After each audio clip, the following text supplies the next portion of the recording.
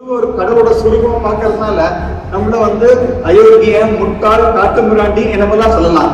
நான் சொல்றேன், அப்படி சொல்றவாதான் அயோக்கியம், முட்டாள், காட்டு மிராண்டி. இப்ப நம்ம குரு மகாராஜ் அப்படின்னு நம்ம சொல்லும் போது ஒவ்வொருத்தரும் ஒவ்வொரு மடத்தை சார்ந்திருக்கலாம், ஒவ்வொரு டினாமினேஷன் சார்ந்திருக்கலாம். ஆனா குருங்கிற தத்துவம் ஒன்றுதான்.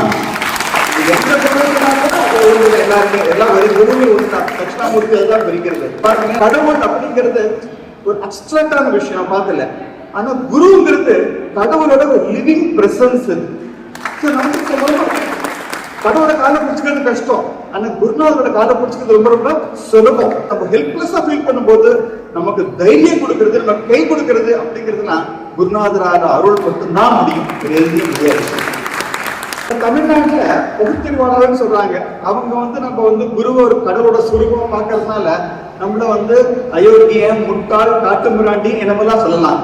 நான் சொல்றேன், அப்படி சொல்றவாதான் அயோக்கியம், முட்டாள், காட்டு மிராண்டி நான் சொல்றேன்.